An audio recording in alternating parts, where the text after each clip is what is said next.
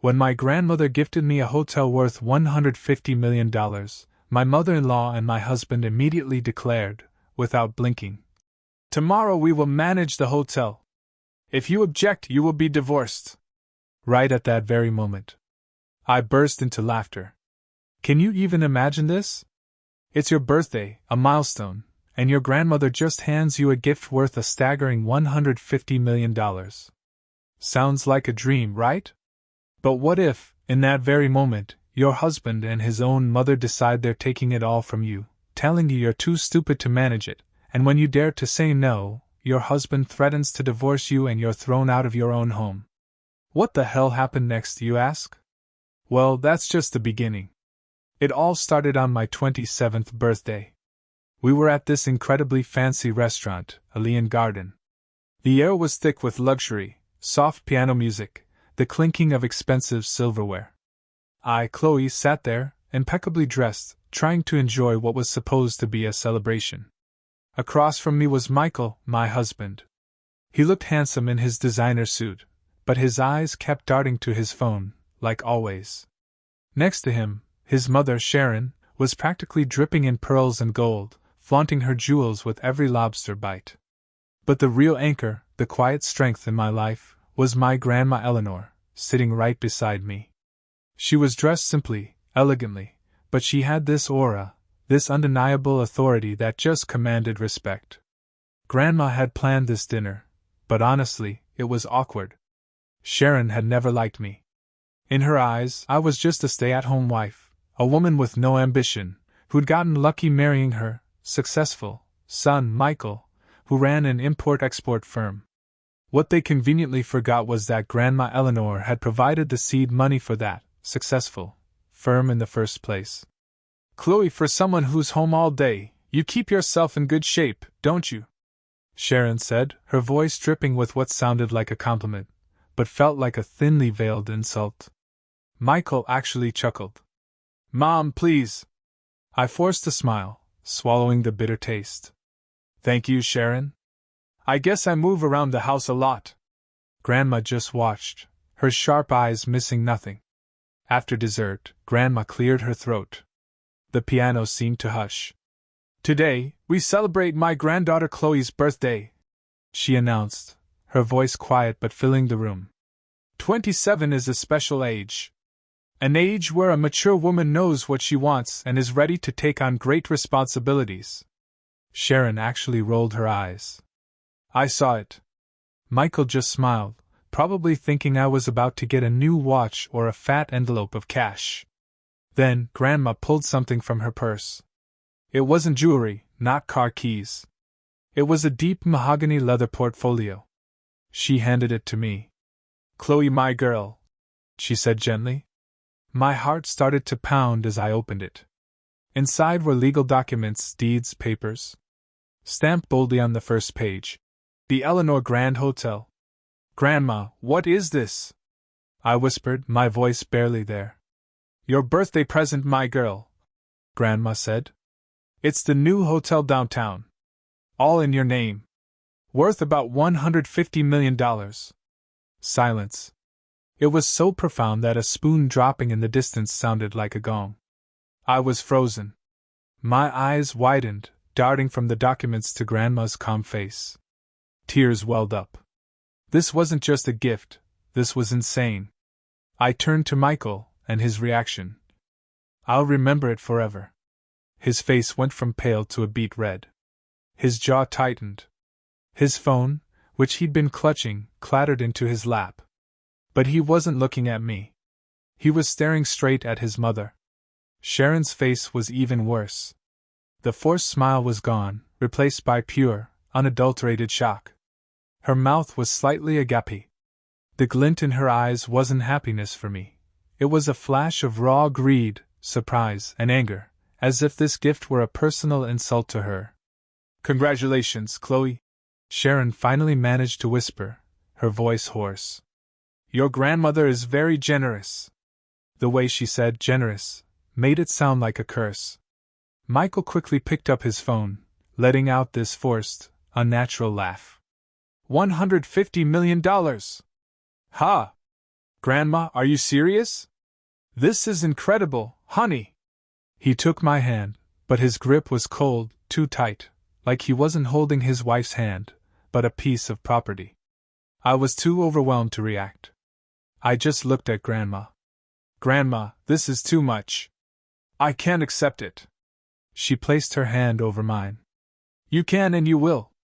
It's time you have what you deserve. I trust you. The rest of dinner was a blur. Sharon and Michael were suddenly silent, exchanging tense whispers and glances every time they thought I wasn't looking. The celebratory atmosphere had completely vanished, replaced by this thick, suffocating tension. As we were leaving, I hugged Grandma tightly. I felt safe in her arms, but also this inexplicable fear. She hugged me back and whispered something so low, only I could hear. Be careful, my girl. This gift is a test. A test. The words sent a shiver down my spine. Grandma knew what was coming. The drive home felt impossibly long. Not a single word was spoken in Michael's luxury car. The radio was off. Just the hum of the engine, the air conditioner. I clutched that mahogany portfolio to my chest like a shield. I could feel the anger radiating off Michael. His knuckles were white on the steering wheel. He wouldn't even look at me. In the back, Sharon was also silent, staring straight ahead, her lips pressed into a thin, cruel line. The tension was so thick, I could barely breathe. I tried to speak. Michael, about the hotel. He cut me off, flat and cold. We'll talk at home. I fell silent instantly. This wasn't the Michael I knew.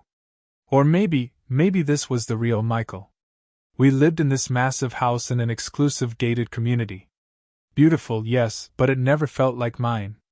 Sharon had chosen every piece of furniture, set every rule. Even my daily schedule seemed to need her unspoken approval. Michael parked the car, and when the engine died, the eerie silence returned. Inside, he said, his tone like a superior giving an order. We walked in. The living room lights were on. Sharon didn't go to her guest suite as usual. She went straight to the main sofa, sitting ramrod straight like a queen ready to preside over a trial.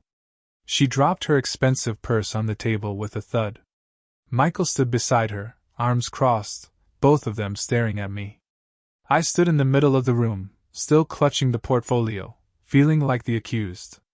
Sharon was the first to speak, her voice now completely stripped of any false politeness. It's completely insane, she hissed. Giving such an expensive toy to a child who knows nothing. The insult hit me straight in the heart. Do you think you can do anything with that hotel? She shouted. You can't even take care of your husband without my help. Michael remained silent as his mother attacked me. That hotel, Sharon continued, should be a family business. We can't let Chloe, who knows nothing, manage so much money. Michael finally spoke, trying to sound like a wise mediator, but it was clear whose side he was on. It's true, honey. My mother has more experience. This is for everyone's good. Think about it. We can expand the hotel. I could leave my job and focus on it. Sharon's eyes gleamed. Good. Tomorrow, your husband and I will take over the hotel. I'll be the CFO and Michael will be the CEO. We're family after all. Then she looked at me with pure disdain. You know nothing about business. It's more suitable for you to stay home and receive your monthly allowance. As I listened, this cold anger started to burn inside me. It wasn't about the hotel anymore. It was about my dignity, which they had trampled on for years. I remembered Grandma's whisper. This gift is a test. I took a deep breath. I placed the portfolio on the table in front of Sharon, but I didn't let go. I looked her dead in the eye, then shifted my gaze to Michael. Oh, absolutely not, Sharon, I said. My voice was low but firm. Clear. Unwavering. The room fell into a sudden, shocked silence. Sharon and Michael looked stunned. They didn't expect me to fight back. What did you say? Sharon asked, her voice rising an octave. I said no, I repeated louder this time. That hotel is a gift to me. It's in my name, and my grandmother Eleanor gave it to me. I hugged the portfolio again. I'm the boss now. I make all the decisions. I didn't know where this courage came from, but it felt incredibly liberating. Michael's face turned crimson with rage. He hadn't expected his docile wife to talk back to him. "How dare you speak to my mother like that, Chloe?" he shouted. "The money has gone to your head." "I'm just defending what's mine," I said calmly. "It's my hotel." Michael's anger erupted. The mask of the good, patient husband shattered. "Oh, you think you're so important now, the hotel owner?" He stepped forward, pointing a finger in my face. "Listen to me carefully. If you're going to act like this, if you refuse to be controlled by us, then we're getting a divorce." The threat hung in the air, heavy and poisonous. Michael was so sure I'd be scared. So sure I wouldn't dare lose my status as his wife. "You want to be a divorce?" he continued, mocking me. "Who do you think will want a divorced woman like you?" The word divorce shocked me. My heart ached, but I didn't cry. Instead, I saw my husband more clearly than ever before. This was my value in Michael's eyes. Sharon, seeing me stand still, felt a surge of triumph. She stood up too, attacking with even more fury. "Insolent! Ungrateful! Shameless woman! You're nothing but a parasite in this family." She glared at me, pointing directly at the front door. "Get out of this house tonight! Get out with your hotel and never come back!" The atmosphere settled as soon as Sharon's last shout ended. There I was, alone, threatened with divorce by my husband, kicked out of my home by my mother-in-law, all on my birthday night. "Out!" Sharon's shout echoed in the suddenly silent living room. My ears were ringing. I stood there, stunned, looking at the two people who, until now, had been the closest in my life. The man threatening to make me a divorce. The woman kicking me out of my home. Something cold and hard formed in my heart, replacing the sharp pain. I didn't even cry. I just looked at Michael, then at Sharon. And for the first time, I saw them as they really were. Two greedy people who had just seen their source of money. Michael, humiliated by a much larger source of money, Grandma Eleanor. And now, they saw me as a threat that had to be eliminated. The threat of divorce and eviction were their weapons to regain control. I was about to open my mouth, not knowing what I would say. Maybe I'd agree to leave. Maybe I'd confront them. I didn't know. But before I could utter a single word, the sound of a key turning in the front door lock broke the tension. It was a low sound, but in that tense silence, it sounded like the crack of a gunshot. Click. The heavy front door swung open. Michael and Sharon jumped. They expected me to be leaving through that door, not someone coming in. Grandma Eleanor stood on the threshold. Behind her were two burly men in black suits, their faces expressionless. Grandma didn't look angry. She looked calm, and that calmness felt far more terrifying than anyone's anger in that room. She walked in, her flats making no noise on the marble floor. "Grandma," I whispered, my voice trembling. It was the first thing I'd said since the threats began. Sharon, recovering from her surprise, quickly replaced it with a new wave of anger. This was her stage, and Grandma was interrupting. "Stay out of this, ma'am!" Sharon yelled, feeling her authority as lady of the house, threatened. "I'm disciplining this shameless daughter-in-law. She dares to talk back to her husband and mother-in-law." Sharon moved towards me, trying to grab my arm. "And I'm kicking her out of my son's house." Grandma raised a hand. It was a small gesture, just her palm extended, but it was enough to make Sharon stop dead in her tracks. "Disciplining," Grandma repeated, her voice low but cutting. "Kicking her out?" Eleanor let out a small, dry, humorless laugh. "Sharon, you can't kick the owner out of her own house." That statement hung in the air. Sharon frowned, confused. "What are you talking about, you senile old woman? Of course, this house belongs to my son. Michael bought it." Michael, who had been silent all this time, started to sweat. He looked at his mother, at Grandma, and at me. He knew exactly what Grandma was about to say. His face was pale.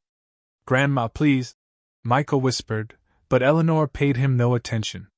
Her eyes were fixed on Sharon. Your son Michael's house? Grandma said Michael's name, and the man flinched. Have you never been honest with your mother? Or have you been living a lie for so long that you've forgotten what the truth is? Eleanor walked slowly around the luxurious sofa Sharon had chosen. This mansion, this luxurious 3-story house, and this exclusive community. Sharon, did you ever ask Michael how he managed to put together a $3 million down payment when he had only been working for 2 years? Sharon was silent, her eyes fixed on Michael, demanding an answer. Michael couldn't look at her. It was a bonus from the company, he said weakly. A bonus from the company? Grandma laughed again. The company where Michael worked, that successful import-export firm. Sharon, do you know who the real owner of that company is? Eleanor stopped in front of me and gave my trembling hand a gentle pat on the shoulder. That company. The luxury car Michael drives every day. And yes, even this house, it was all a wedding gift for Chloe, long before the hotel. Everything is in Chloe's name. The truth hit Sharon like a freight train. She staggered backward, clutching her chest. No! It can't be! It's a lie! Tell me she's lying, Michael! She shrieked hysterically. But Michael could only hang his head. His fists were clenched. He couldn't deny it. His entire life of luxury, his pride as a successful man, turned out to be borrowed from my grandmother. He had only been allowed to manage the assets of the wife he had now threatened to divorce. Eleanor looked at Michael coldly. And you, Michael? You just threatened my granddaughter with divorce and insulted her by calling her a divorce dot. Eleanor gestured to one of the men behind her. The man, who turned out to be a lawyer, Mr. Harrison, stepped forward and opened a folder. What did you think? Grandma continued. That after you threatened her and your mother kicked her out, you could just keep the hotel? Mr. Harrison cleared his throat. Mr. Miller, Mrs. Miller, I? And Mr. Harrison, the legal representative of Chloe's grandmother, Mrs. Eleanor Vance. He emphasized Grandma's full name, just to make sure they knew who they were dealing with. The threat of divorce or separation that Mr. Miller just uttered has been heard by more than 2 witnesses in this room. That already has legal standing and can be a solid basis for a divorce filing. Sharon's jaw dropped. Divorce? Who's talking about divorce? We didn't talk about divorce. Mr. Harrison looked at her expressionlessly. My client's husband just yelled, "We're getting a divorce." My client, Mrs. Chloe Miller, has accepted those words as an intention to divorce. No! Michael shouted, finally breaking out of his frozen state. I didn't mean it. I was upset. Chloe, honey, it was an outburst. Grandma interrupted him. It's too late. My patience has run out. For years I have kept silent as I watched my granddaughter be belittled in her own home, treated like a maid by you, Sharon, and betrayed by you, Michael, who instead of defending your wife, followed your mother's greed. Eleanor looked at me. Granddaughter, bring that portfolio. Still in shock, I nodded and took the hotel portfolio I had left on the table. And now, Grandma said, her voice calm again, this is my granddaughter Chloe's house, and you two are unwelcome guests. Sharon was trembling, no longer with anger, but with fear. You can't do this. This house is mine. Prove it, Grandma challenged her. Call the police. Show them the deed to this house. Oh, I'm sorry. I have the deed, and it's in Chloe's name. Hysteria erupted. Realizing every word Grandma said was true, Sharon no longer screamed at me. She turned and attacked her own son. Michael, why didn't you tell me? Why did you let me live in this lie? She beat Michael's chest uncontrollably. You said you were just a parasite living off your wife. What kind of man are you, Michael? Michael, his pride completely shattered, pushed his mother, who fell onto the sofa. This is all your fault. Michael shouted, his face wet with sweat and tears of regret. Your fault for never being satisfied, always comparing me to others, pushing me to want more, making me greedy. There was a time when I loved Chloe. I loved her. Grandma snorted. Your love was purely material, Michael. Sharon slumped on the sofa, howling like a wounded wolf. She wasn't sorry for her mistakes. She was sorry for the luxury she was about to lose. She turned and clung to the leg of the table as if embracing her property for the last time. No! This house is mine. I chose these curtains. I chose this sofa. You can't take it from me, she screamed. The scene was both pathetic and disgusting. I, who had been frozen all this time, finally found my voice. The pain in my heart had gone numb. What remained was a deep, dense disappointment. I looked at Michael, the man I once loved, the man who had sworn to protect me at the altar. Now he seemed small and despicable. So all this time, I whispered, all your actions, all those sweet words, were because I was the access to my grandmother's money? Michael couldn't look me in the eye. He fell to his knees, not before me, but before Grandma Eleanor. Grandma, forgive me. Grandma, I was wrong. Please don't take everything from me. Don't divorce us. I promise I'll be a good husband to Chloe. I'll stand up to my mother. I promise. Sharon, hearing that, shrieked. Ungrateful son. You're going to choose that woman over your own mother? Shut up, Mom. Michael yelled.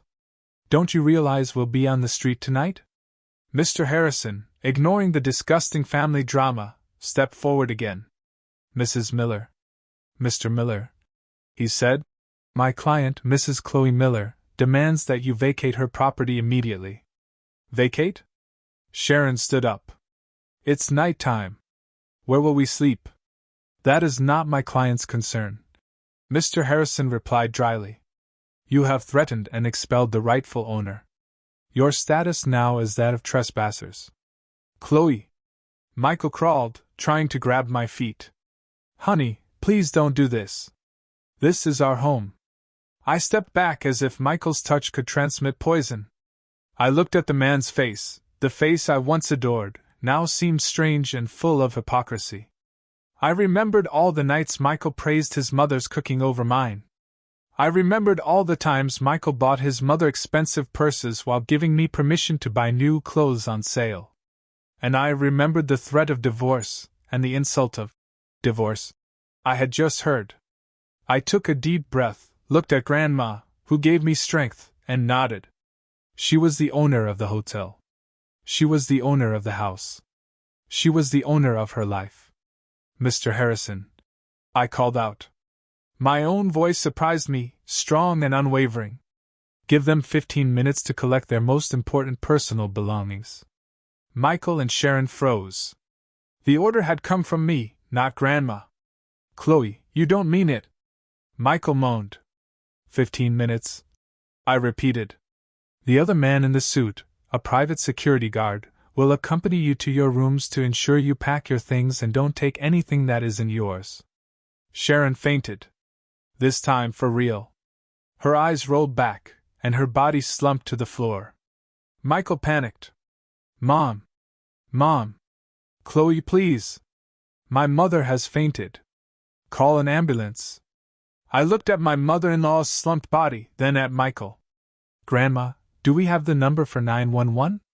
Grandma smiled faintly. Mr. Harrison, handle it. The lawyer took out his phone. An ambulance is on its way. While they wait, Mr. Miller's 15 minutes have already started. I suggest you start packing for yourself and your mother. Michael was torn between his fainted mother and the threat of losing everything. He howled in frustration. He ran up the stairs to his room, our former room, and the sounds of things being thrown around could be heard. The security guard followed him. I stayed in the living room. I didn't go up. I didn't want to see that room again. Soon, the paramedics arrived. At the same time, Michael came down with a large suitcase and his mother's small handbag. Sharon, who surprisingly regained consciousness as soon as the paramedics placed her on a stretcher, started howling again. My things. My purses. My jewelry. The jewelry is in the bag, Mom. Michael whispered, embarrassed. They were escorted to the door. On the threshold, Michael stopped, turned, and looked at me, standing tall beside my grandmother, clutching the hotel portfolio. His face was wet with tears, but they were not tears of remorse. They were tears of rage and defeat. "Chloe, you'll regret this," he threatened weakly. I looked him straight in the eye. "You said I would become a divorce. You were wrong. I will become a rich and free woman. And you, who threatened divorce in front of witnesses, will be left on the street." I nodded to the security guard. The door closed. The sound of the ambulance siren and Sharon's screams slowly faded away. I leaned against the door, feeling my legs suddenly turn to jelly. I looked at Eleanor, and finally, tears of relief and catharsis flowed. The morning came with a strange stillness. For the first time in 3 years of marriage, I woke up alone in my bedroom. No gentle snoring from Michael beside me. No knocks from Sharon on the door, ordering me to prepare breakfast. What remained was the cold sheet on the other side of the bed, an array of morning sun piercing through the thick curtains, illuminating the dust floating in the air. The silence was deafening. The large house, which previously felt suffocating and oppressive, now seemed empty and too large. I sat on the edge of the bed, hugging my knees. I felt relieved, of course, as if a weight had been lifted from my chest. But beneath that relief was a new fear. I was free. But what was I going to do with this freedom? I now owned a huge house and a hotel valued at hundreds of millions. I was the same Chloe that Sharon had accused of knowing nothing about business. I showered and dressed. When I went down to the dining room, I was greeted by the smell of freshly brewed coffee and toast. Grandma Eleanor was already sitting at the table, reading the morning paper as if nothing had happened the night before. "Good morning, granddaughter," she said, folding the newspaper. "Did you sleep well?" I smiled faintly and sat down. The housekeeper, who had worked in the house long before I got married, placed a plate with a light breakfast in front of me. She looked at me with a knowing smile. She clearly knew what had happened the night before. "Grandma, I'm scared," I said frankly, my voice a whisper. "I don't know where to start. The hotel, the business. I really don't know anything." Just like Sharon said. Grandma put down her coffee cup and took my hand. "Do you think I would have given a $150 million toy to someone who knows nothing?" She smiled mysteriously. "Chloe, do you remember 3 years ago when I asked you to organize the accounting books for the charitable foundation and you said they were too complicated? You left them impeccable." "I remember, Grandma," I said. "And do you remember last year when I asked you to analyze the investment proposals from 3 startups, and you said you didn't understand?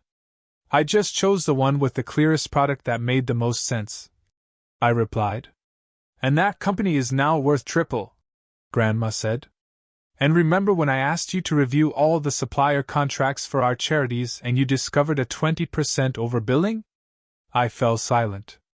I was beginning to understand everything. "I've been training you," Grandma interrupted me. "I knew the true nature of Michael and his mother for a long time. I knew this day would come. I couldn't give you a fortune without also giving you the weapons to protect it. It's not that you know nothing, Chloe. It's that you haven't yet realized how much you know.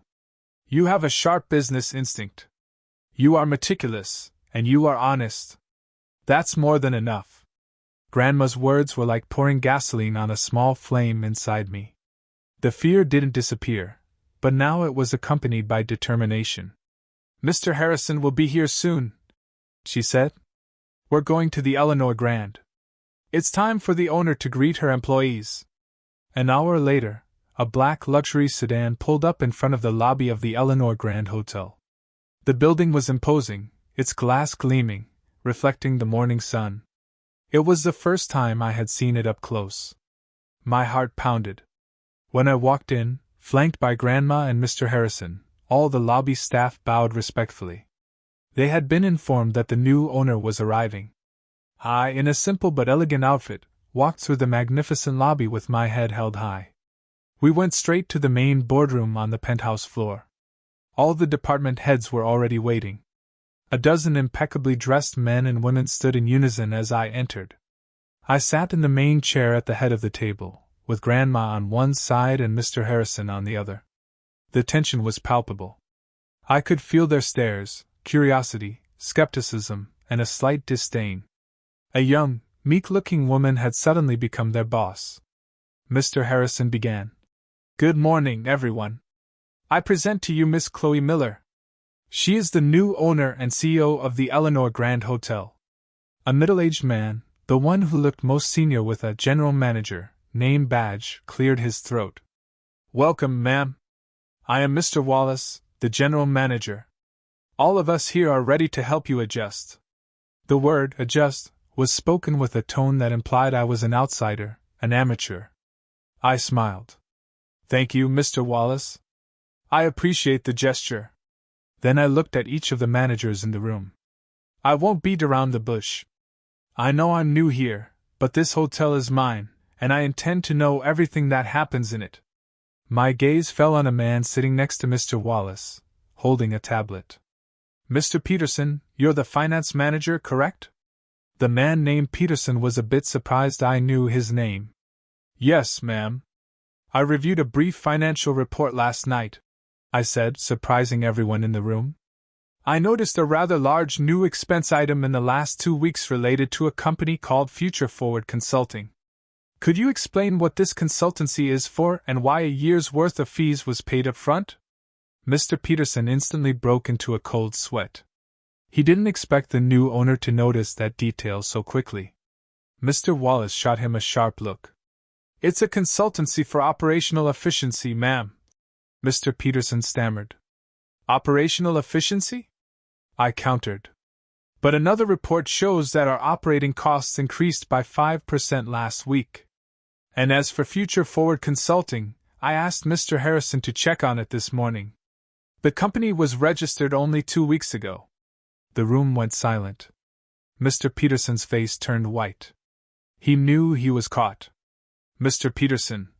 My voice was now soft, but full of pressure. "I'm not here to make enemies. I'm here to protect my assets. I'll ask you one more time. Who authorized this payment?" Mr. Peterson swallowed hard, looked at Mr. Harrison, looked at Grandma Eleanor, who was watching him without blinking. He knew if he lied, his career would be over. Finally, he broke. "I'm sorry, ma'am," he whispered in a trembling voice. "The order came from Mr. Miller." The whole room held its breath. "Mr. Miller?"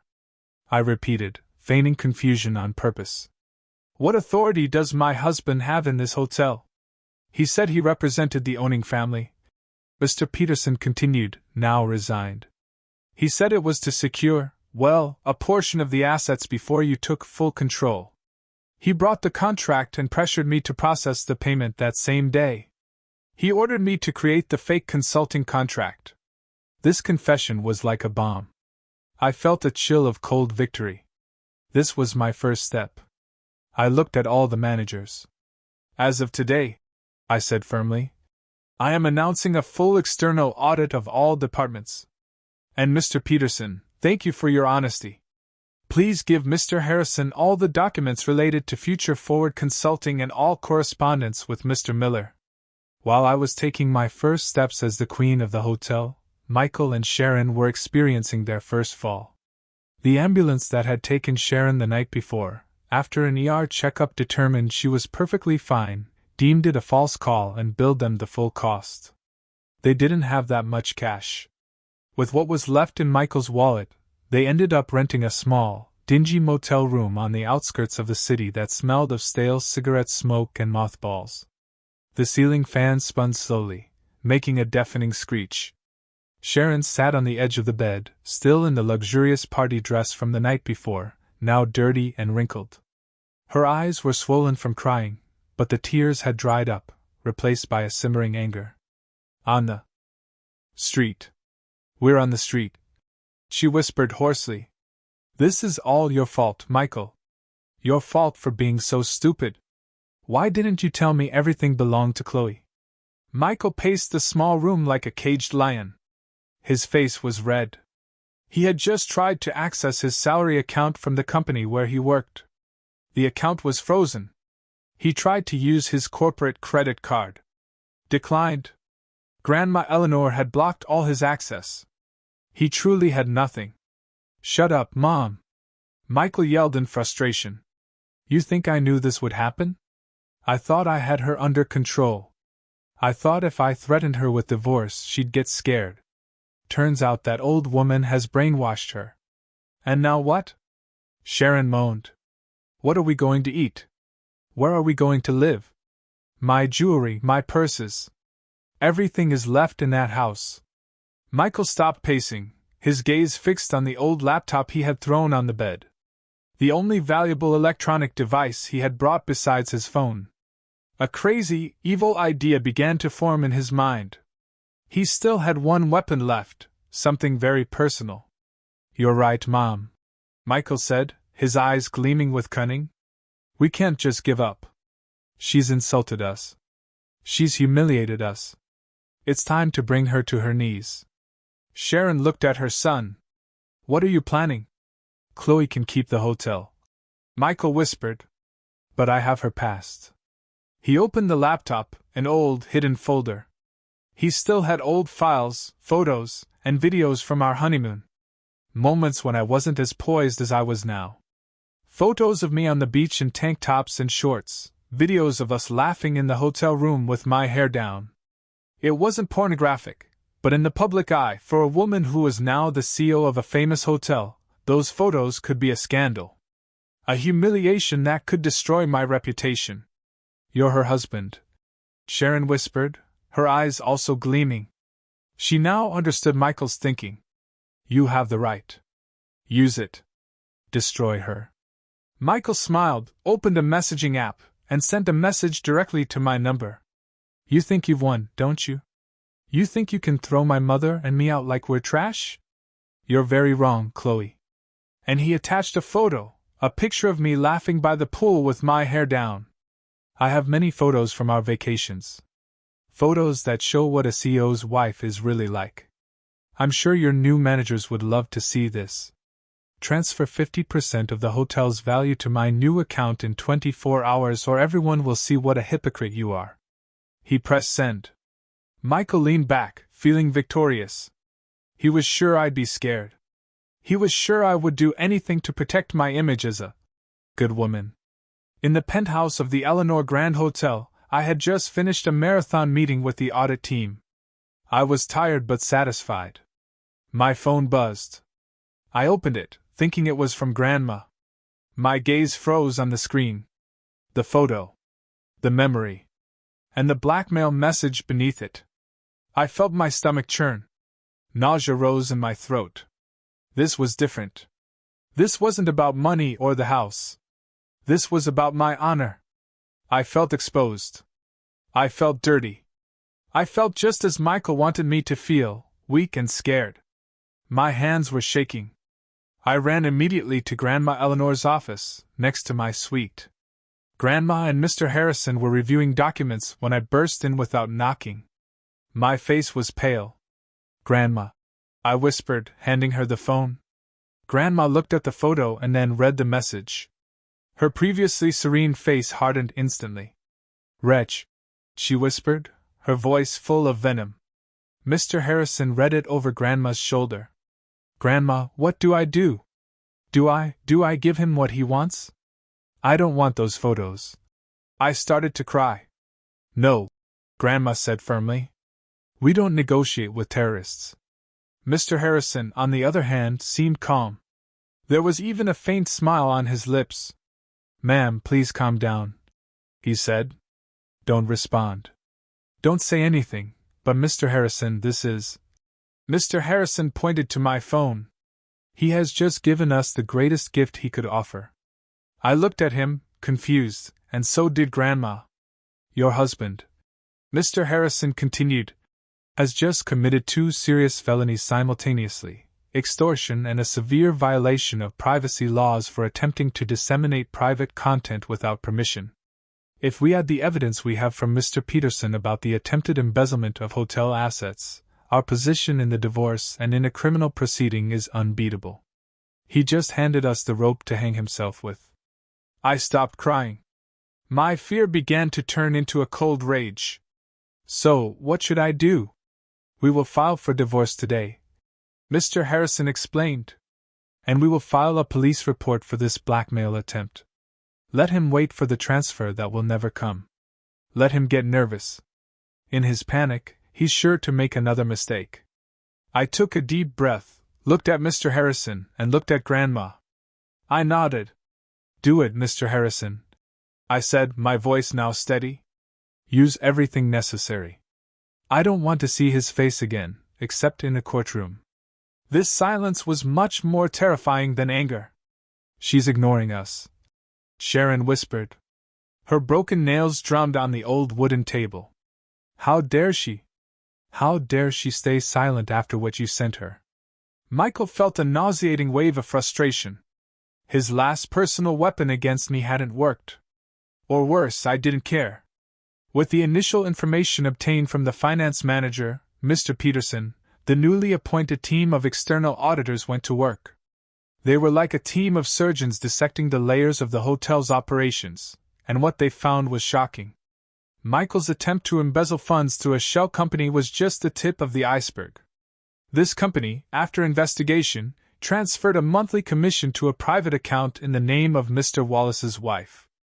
Michael, in his hasty greed, had simply taken advantage of an existing system of corruption. He and Mr. Wallace were two parasites feasting on the same body, the hotel.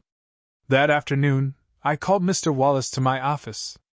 Mr. Harrison and two auditors were waiting for him. Mr. Wallace, I greeted him calmly. I wanted to ask you about our contract with Vega Foods. The man still tried to force a smile, but it was awkward. Of course, ma'am. They are our best suppliers. Perhaps the best at overbilling, I retorted. The auditor presented a pile of evidence, the inflated invoices, the bank transfer records to his relative's account, and the testimony of the head chef, who had complained that the quality of the products was often below expectations. Mr. Wallace's face went from white to ashen. He knew he was finished. This is a misunderstanding, he stammered. This is theft. I interrupted him. My voice was icy.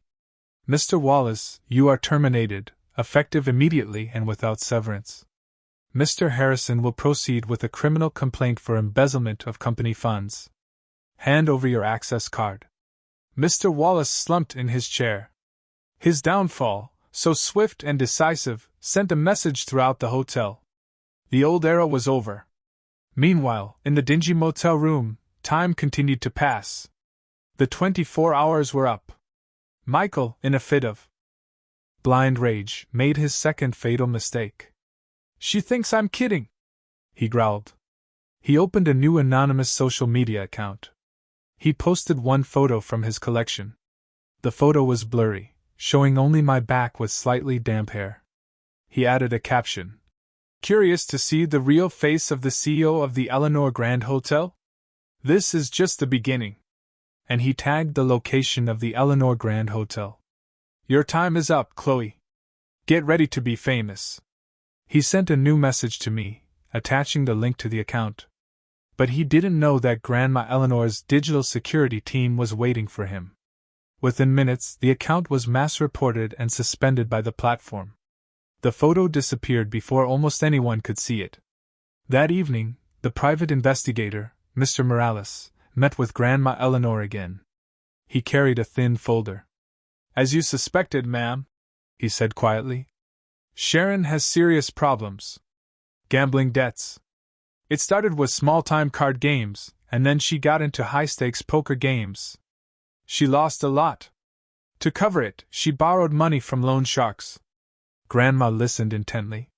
What is the total principal she owes to 3 different lenders? Around $3 million. With interest, it could have already reached $4 million, Mr. Morales reported. I, who had just joined the meeting, covered my mouth in shock. $3 million. She planned to use the hotel, Grandma concluded. She wanted to turn my granddaughter's hotel into her personal ATM to pay off her gambling debts. There's more, ma'am, Mr. Morales continued. Those creditors are not ordinary people. They gave Sharon a final deadline. The deadline was yesterday. They are desperately looking for her. Grandma looked at the report in her hands. The address of the motel was there. Mr. Morales had found them. They know Sharon has lost her source of money, Mr. Morales whispered. They won't be playing games. Grandma Eleanor was silent for a moment, then looked at Mr. Morales. Good. It's time for the creditors to know where she's hiding. The war was launched on two different fronts. Early in the morning, Mr. Harrison, dressed in his finest suit, stepped out of his car in front of the city's police precinct. He did not come empty-handed. He carried a thick folder with an official complaint filed on behalf of me. The accusations were clear: attempted extortion, a serious violation of privacy laws regarding the dissemination of private content, and defamation. The evidence was irrefutable. There were screenshots of Michael's first blackmail message. There was the private photo of me he had sent. There was the link to the now-closed anonymous social media account that constituted the second threat. The police, seeing the prominent Vance name behind the complaint and the solid digital evidence, acted immediately. This was a priority case. An arrest warrant for Michael was processed immediately. At the same time, in family court, another of Mr. Harrison's legal teams was filing for divorce. The divorce papers were even thicker. They contained a full transcript of my birthday night with Michael's explicit declaration of divorce heard by 3 witnesses. Added to this was the evidence of the attempted embezzlement of hotel assets obtained from Mr. Peterson. And as the final nail in the coffin of that marriage, a copy of the police report for blackmail. I demanded a swift divorce and that Michael have no right to a single cent of the marital assets, as he had committed a grave betrayal and criminal acts against his wife. The legal process, which would normally take months, was fast-tracked thanks to the surprisingly solid evidence. On a third, darker, lawless front, Grandma Eleanor made her move through Mr. Morales. An anonymous message was sent from a burner phone. The message was short. Sent to a number known to be that of the lieutenant of one of the city's biggest loan sharks. The content: Sharon Rose Motel, Room 207 Hawthorne Avenue with her son. The message was sent. The phone was broken and thrown into a river. Grandma washed her hands of it, and went back to her morning tea. The bait was set. Room 207 of the Rose Motel was hell. Michael and Sharon were screaming at each other. "Idiot! Idiot!" Sharon yelled, throwing an old pillow at Michael. "Your plan has completely failed. The account is gone. Nobody saw it. Now we have nothing. You've ruined everything." "I've ruined it," Michael retorted just as loudly. "Look at yourself. If you hadn't been so greedy that night, if you had just kept your mouth shut, we could have slowly taken over the hotel. But no, you had to scream like a madwoman. You ruined everything. You dared to blame your mother?" At the height of their argument, there was no knock on their room door. The door was kicked off its hinges. Crack! 3 large, rough-looking men entered the small room. The smell of alcohol and tobacco instantly filled the space. Sharon let out a scream. She recognized the leader's face immediately. "Chateau! Chateau!" she stammered, trembling. The man called Chateau smiled, revealing a gold tooth. "Ah, we finally found you, Sharon. You've been hard to find. I thought you had moved into a luxury house." His eyes scanned the miserable motel room with contempt. "You owe us a lot of money." Michael, who had been frozen with fear at first, tried to react. "Hey, leave my mother alone!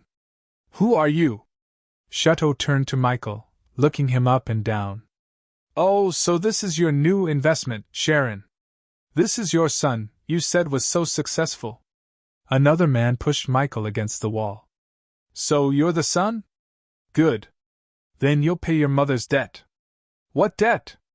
Michael asked in a trembling voice. Chateau's eyes gleamed. He looked at Michael. "Ah, so that was the collateral. You have a hotel, huh?" "It's a lie!" Michael yelled, panicking. Just as Chateau's man was about to grab Michael, the already broken door was knocked down again. This time, it was uniformed police officers entering with shields and aiming their guns. "Police! Don't move! Drop your weapons!" The scene was chaos. The loan sharks were surprised. The police, too. They had come for a blackmail suspect, but found 3 alleged loan sharks in the middle of what looked like a kidnapping. The loan sharks, armed only with pocket knives, immediately surrendered to the firearms. They were handcuffed. A police officer approached Michael. "Mr. Michael Miller, you are under arrest for attempted extortion and violation of privacy laws." The officer read the warrant. A second pair of handcuffs clicked shut on Michael's wrists. Michael looked desperately at his mother, who was now being questioned by another officer about her connection to the loan shark gang. She looked back at him with empty eyes. "Michael," Sharon moaned. "This is all your fault." Michael's anger and despair exploded. "It's your greed that has ruined us." Sharon didn't get angry hearing that. She just laughed. A dry, hoarse, desperate laugh. "Ruined? Yes, Michael, we're ruined." The news broke that same afternoon.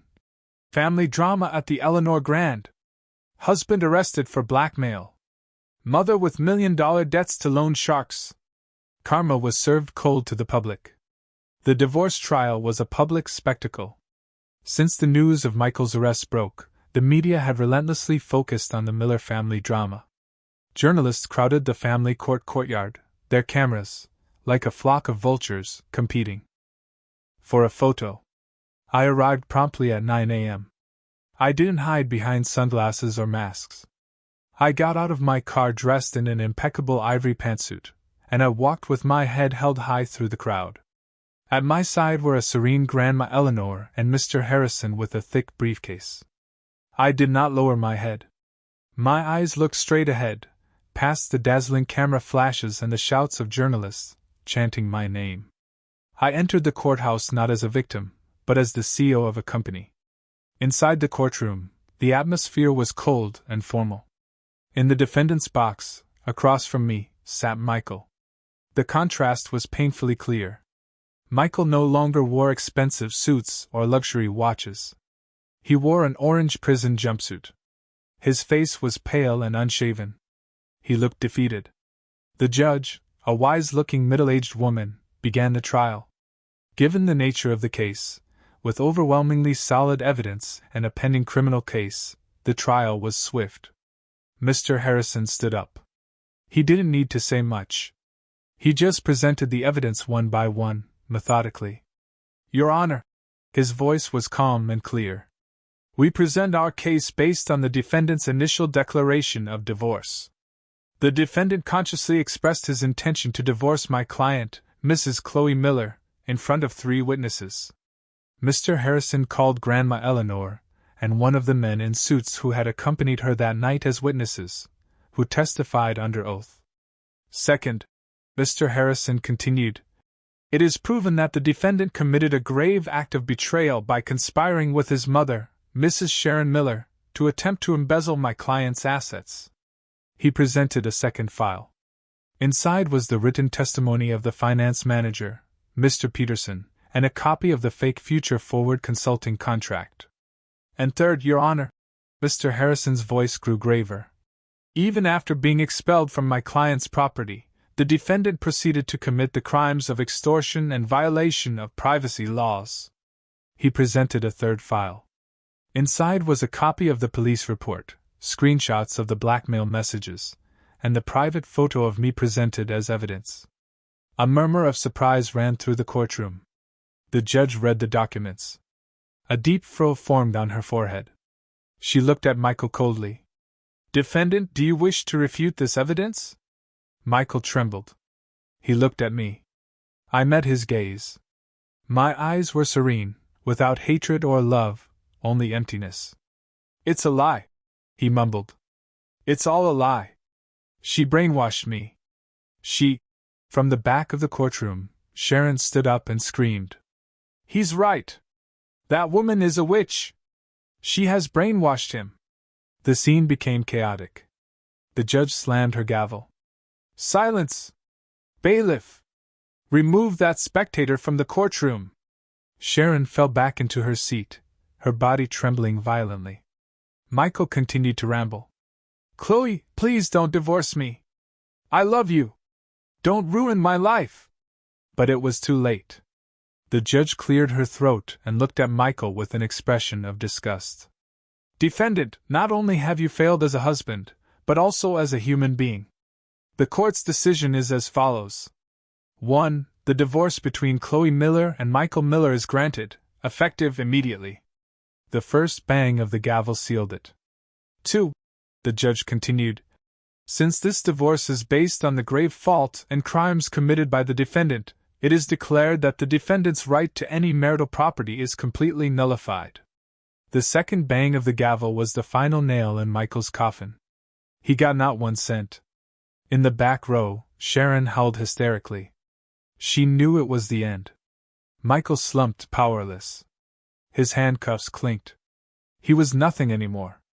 No wife, no house, no company, no fortune.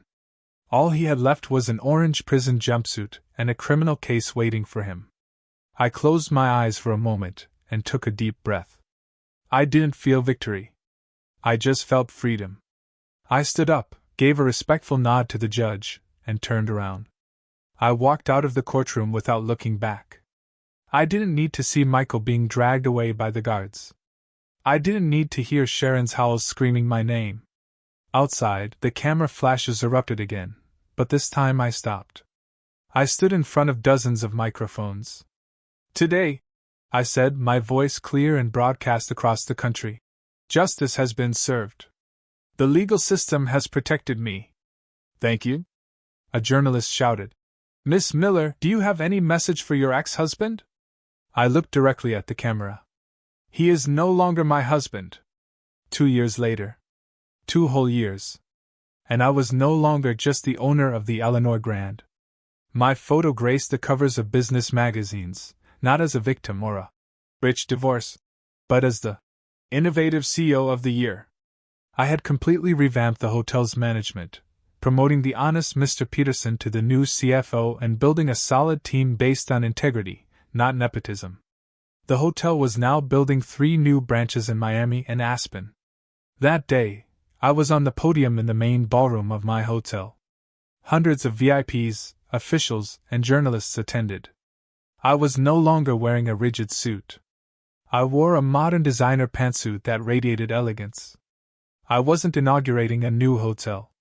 Today, I was launching the Eleanor Vance Foundation for Women. I am here. My voice resonated in the room. Not just as a CEO. I am here as a woman who once felt fear and helplessness. I was threatened. I was belittled. But I learned that our greatest strength is not in the absence of fear, but in facing it. This foundation will provide legal aid, business mentorship, and a safe haven for women who find themselves in situations where they feel they have no voice, because every woman deserves to be the CEO of her own life. The room erupted in applause. In the front row, Grandma Eleanor watched her granddaughter, her eyes shining with pride. I had not only passed the test, I had redefined it. In a forgotten, sordid corner of the city, a scene of cruel contrast was unfolding. In the visiting room of a prison that smelled of cheap disinfectant and despair, Michael sat behind a thick pane of glass. He was thin now, his gaze empty. The 5-year sentence he received for extortion and attempted fraud had taken what was left of his spirit. An old woman sat on the other side of the glass, holding the phone receiver with trembling hands. It was Sharon. Her hair was gray, her face lined with a bitterness that went beyond age. She had lost her house, her social status, and her son. After the loan sharks were arrested, their ledgers had implicated her, and she had received a suspended sentence and a massive fine that she was paying off by working as a dishwasher in a greasy spoon diner. It's her fault, Sharon hissed into the phone. That woman took everything from us. If you had just stopped blaming others, Mom, Michael replied, his voice dull. This is all because of your greed, too. A $3 million gambling debt? You were crazy. You dragged me into this hell. Ungrateful son! Sharon shrieked, banging on the glass. A guard immediately yelled, Visiting time is over. The line went dead. Michael was dragged back to his cell. Sharon stumbled out of the prison. She went back to the diner where she worked. The smell of stew and sweat hit her nose. She entered the dirty back kitchen and continued scrubbing the pile of dirty dishes. As she scoured a burnt pot with steel wool, the evening news came on the old TV in the corner of the restaurant. Sharon looked up distractedly, and on the screen, she saw me. She saw a radiant Chloe, a beautiful Chloe. I was being interviewed about the launch of my new foundation. "Miss Miller, you are an inspiration," the host said. Sharon froze. Her hand holding the steel wool stopped moving. She looked at the woman on the screen, the woman she once called ignorant. The woman she had kicked out. The woman who now had everything she had ever dreamed of. While she, Sharon, had nothing but a pile of dirty dishes and an eternal regret. She didn't cry. Her tears had already dried. This whole journey, it was a roller coaster. It taught me who people really are when money gets involved, and how important it is to stand up for yourself. What about you? Have you ever had to fight for what's rightfully yours, or seen people change drastically over something as powerful as wealth? Tell me your thoughts in the comments below. I'd love to hear them.